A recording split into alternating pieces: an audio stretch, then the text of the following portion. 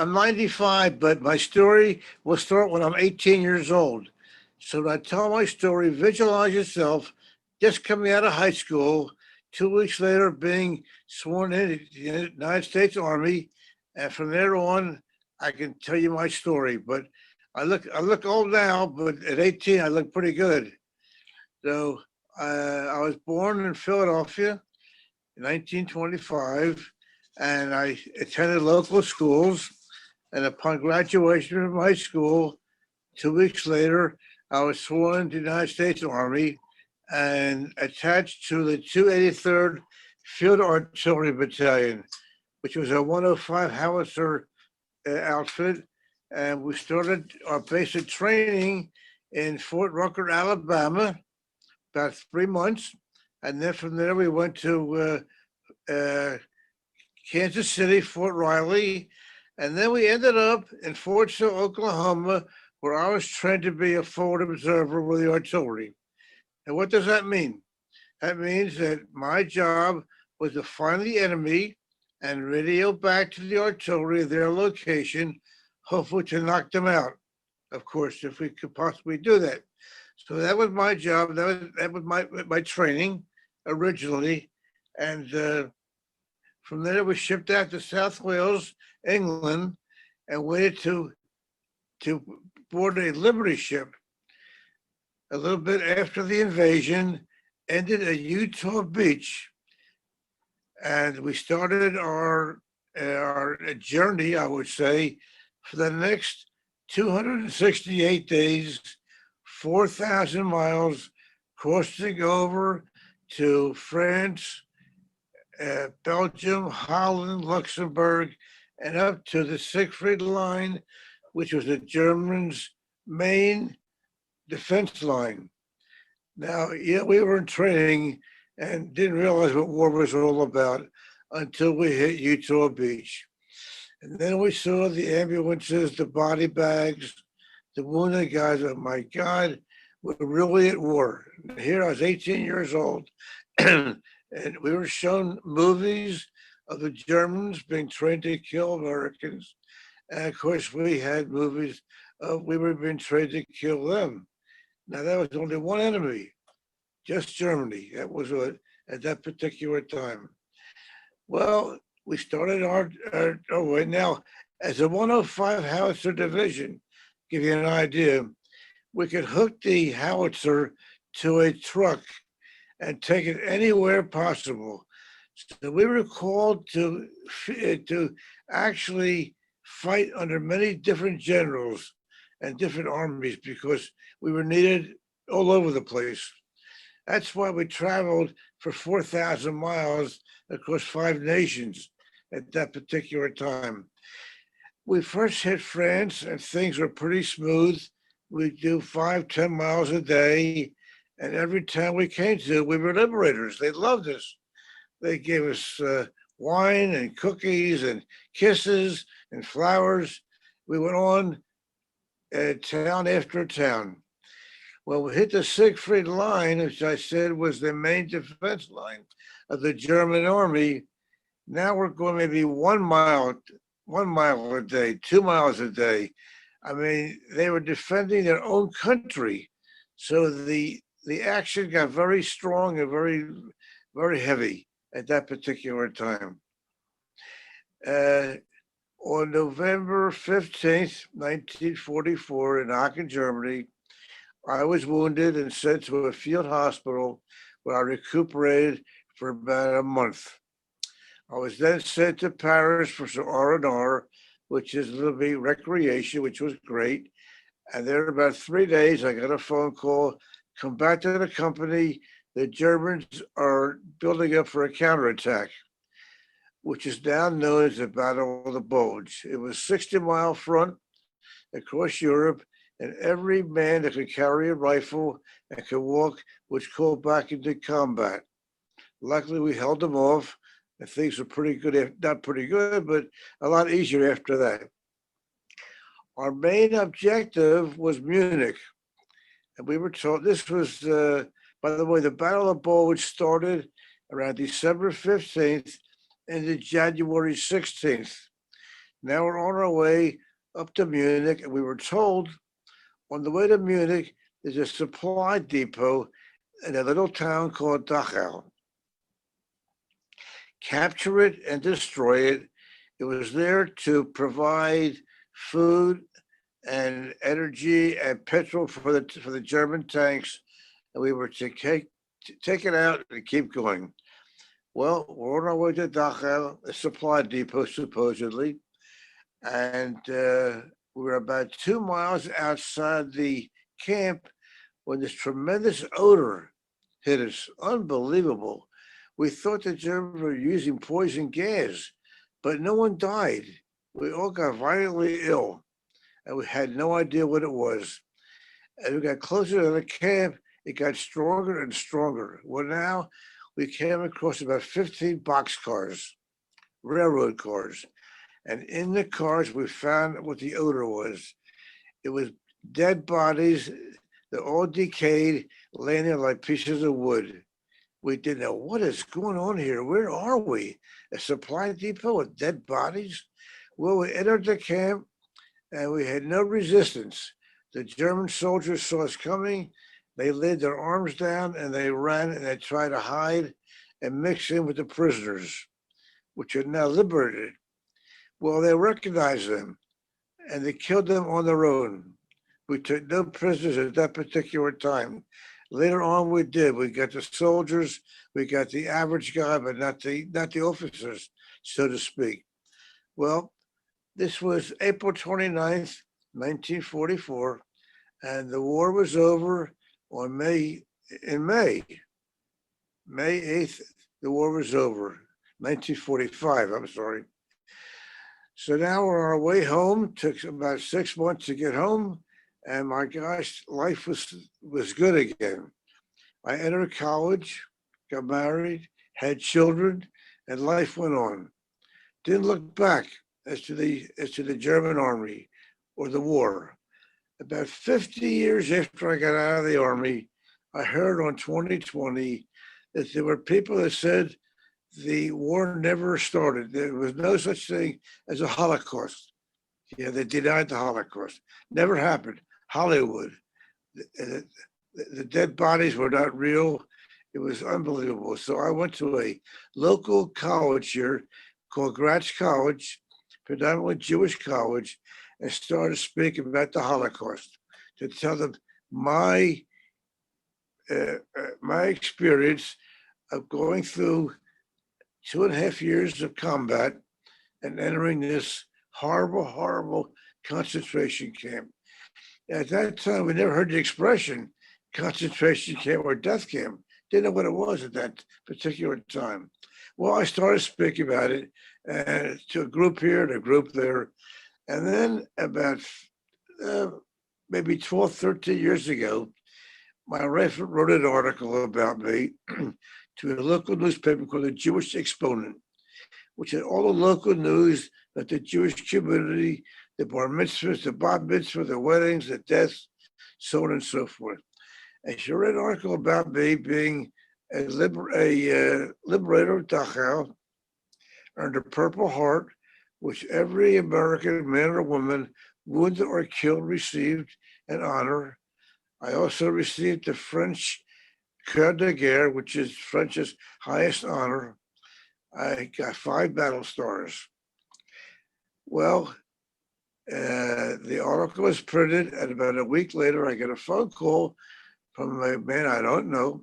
He says, Don, he's a gentleman in our congregation named Ernie Gross, and he was a survivor of Dachau. And he wanted to talk to you and thank you for saving his life. Here's his telephone number. Well, I called him immediately on a rainy Friday afternoon.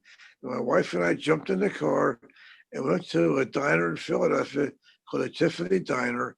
And we met Ernie and his son for a very emotional lunch. It was wonderful. Well, it's been almost 13 years now. Ernie and I have been speaking about our experience. He went through hell. I was outside looking in. He was inside the camp looking at the age of 15. And we've been doing that now 13 years all over the country. And we love to talk to the kids. But our main thing is when you hear our story, go back and tell your friends what you heard. Because I'm 95, Ernie's 92, and we're not going to be here very long. And soon the people will say the Holocaust never happened. There's be no one around to tell the story. So we ask you, the students, go home today, tell your friends what you heard, tell your parents what you heard. If your parents are here, go home and tell your friends about our story. We were not a movie, we're not a book. We were eyewitness to a horrible thing that happened to most of the Jewish people. We lost 3 million, a million children, 2 million women, and 3 million men. All in all, Hitler, the commander of the German army, cost 60 million lives between Russia and ourselves. Going back to the camp, when we first got there, liberated it, we didn't know who these people were. They spoke all languages. We didn't know them, they didn't know us. Luckily, one of our men spoke Yiddish, and he told them who we were. Americans came to liberate them. Well, it was great. They tried to leave the camp, but they were so sick. They were 85 pounds. We couldn't feed them. If we fed them, they died. They could not swallow any kind of food. So we radioed back to the troops behind us and said, please bring very mild food like Jello and pudding that we can help to feed these people. Well, the backup troops came with blankets, medical supplies, and plenty of very soft food. When they came, we left because the war was over the following week. Well, that brings you up to date as to a very short interview as to what I experienced for 2.5 years from the day I entered the Army, June of 1943, at the age of 18, until now, at the age of 95. So any questions? I'm open for questions. You'll be hearing Ernie's story where he lived through it. He was a prisoner. I was a liberator, and we have a good time telling our story. So I'm open to questions if you have any. Yes, How's sir. that? We have a lot of questions, but we won't take too much of your time. And thank you very much for sharing your unbelievable story with all of these students around the world that you're speaking to. We have a question from Alejandra in Spain. And Alejandra, I'm going to unmute you. Can you ask your first question? Hello, it's Yes. such a pleasure. How are you? My question is, what would you recommend for future generations so that this catastrophe doesn't occur again? No. Tell me that again slowly. Go ahead. What's your question? What would you recommend, or what would be your advice for future generations so that this catastrophe doesn't happen again? Well, excuse me. That's why we tell our story, because people say it never happened. We have to really tell it and explain that it could never happen again. And that's why anti-Semitism is so strong today, because it all starts in the home. We have to educate the parents about peace and love, because they hear from their parents. Only way to do it is to face it, talk about it, and be strong. You know, we're only 9 million people in Israel, about 6 million people here, but must continue to tell our story that people will know this was no lie. It was actually an actual operation that the Germans did for many, many years. But that's a good question. Thank you. And we have a question from Elisa, and she is in France, at which I know you're close to that country with your story. So Elisa, go ahead and ask your question. Hello, thanks for sharing your time. So I wanted to ask you how you successed in living normally again after the hell you went through during war. She wanted to know, I can help with that. She wanted to know, how did you succeed in life after post-war? Like, how did you go back to normal after seeing such atrocity? Excuse me. Well, actually, when you get out of the Army and you apply to college, your whole new life is starting. Now you don't look back. The war is over, and you want to get an education, have a family, and go on. And that was most of us. You'll find most of the liberators won't even talk about it. Most of the survivors are very reluctant to talk about it. And that's why Ernie and I do this and go around asking. We speak in all the churches, the synagogues, the schools. Whoever will hear our story, we're there to tell our story. I had some early nightmares when I first got out. I wasn't used to it. 2.5 years under the rule of my sergeants and my generals. But when you all get out at the same time, we were all 18 and got out at the age of 18. We had one thing in mind: get the education and go on through life, and don't look back. Yours is truly a story of persevering through adversity. We have a question from Dermot. I thought you had an awesome question. You should be able to unmute, Dermot. All right, maybe he's having some microphone issues, but Dermot wanted to know what happened to the liberated people after the war. Did most of them go to America, or were they just spread out? What happened was that when they left the camp, most of them were not able to even leave the camp. So we came back into the camp and we fed them. Now, in Ernie's case, you'll hear as an orphan, because his parents were both sent to the gas chamber and the crematorium. They were allowed to enter the United States under the age of 25. That's the way he got here. And he'll tell you his story about what he went through when he left Germany and left the hospital. He spent a lot of time in the hospital. He only weighed about 80 pounds. And most of the prisoners who weighed that weight had to wait till they could actually walk away to get into the United States or any other country that would take them. The problem was most countries didn't even want them. They didn't want us. We were coming from somewhere else. And we were Jewish people, and that's the story. Even today, I guess, in some countries.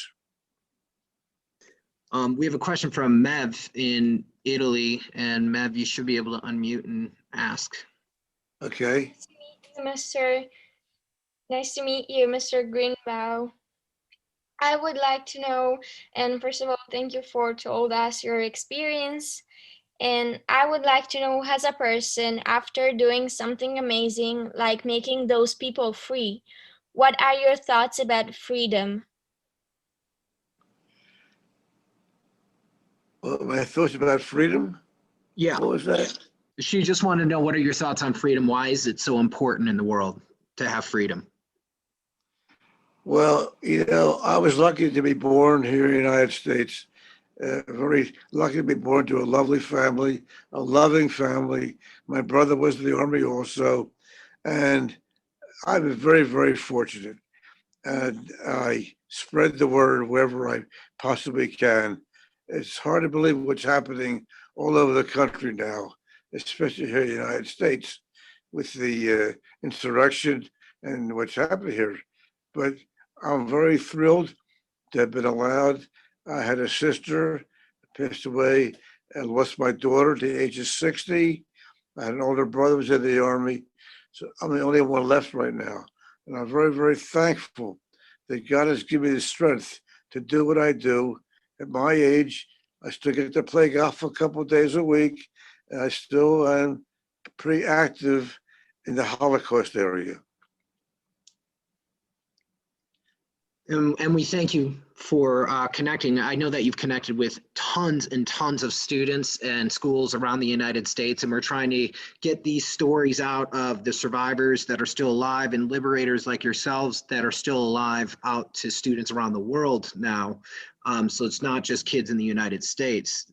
So we have a couple of questions left, and then we'll let you go. Katerina, I think you're in France. You had an interesting question, but I guess I can ask it. Do you see? Oh, there you go. Go ahead and ask your question, friend. Hi.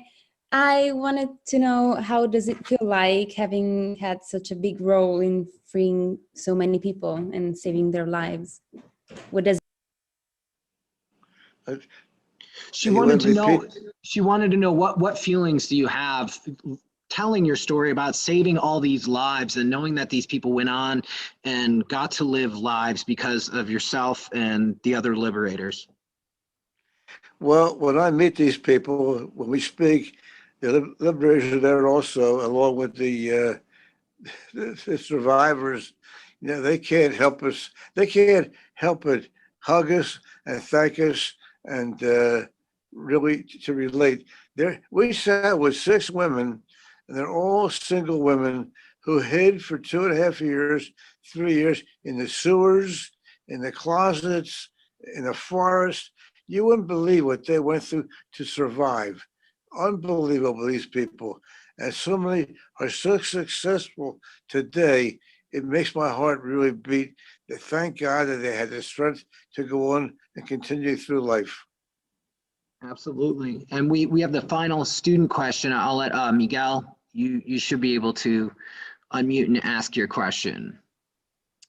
Hi, Mr. Greenbaum. Nice to meet you. Thank you. There was any moment when you lose hope? Did you ever lose hope from the time when you stepped foot in Europe to when you left Europe? Well, you mean when I was in the Army? Yeah, while you were serving, yes, sir. Let me tell you, when you're 18 years old, you think nothing's going to happen to you. You know, the world's out there. You're 18, you're rah-rah. You can't wait to get in the Army and fight. You can't wait to defend your country. And then once we landed in Utah Beach and we saw the body bags of someone's son, uncle, father, cousin, you figure, my gosh, this is real. Our training is over, and we're really at war with an enemy who's been trained to kill me. And you figured, please God, stay with me, and hopefully I'll get home alive. My little sister wrote to me almost every day. When I went in, she was 15, I was 18. And her letters really kept me alive. She kept writing to me how much she missed me and loved me and could wait till I came home. And it really kept me going. And everybody needs that, to have some reason to live. And my reason to come home, to see her grow up. And thank God I lived through it. When I got out, she was 18. She was no longer a little sister. She was now my big sister. She was fabulous. Unfortunately, she passed away at 89. My brother was 94. As I said, my daughter was 60. So I'm very, very fortunate. And that's why I do what I try to do. Well, thank you so much for connecting with us. And before we let you go, I wanted to see if you could talk to the kids a little bit about, as they go off into the world, about persevering through adversity, because the adversity that you had to go through and that you witnessed, and obviously the adversity that Ernie went through, is just unimaginable. But you're 95 and you've lived an amazing, life to be able to tell this story and spread this message to literally tens of thousands of students around the world. What kind of advice could you give to them about persevering through adversity, whether it be small or big? Well, the advice I could give is to love each other, to take people as they are, and not to look for the bad part, look for the good part. And, we as a small, excuse me, a small amount of people in this world, we have a tough job ahead of us. People just don't believe our story, a lot of them. But you got to keep going. You can't look back. You can't give up.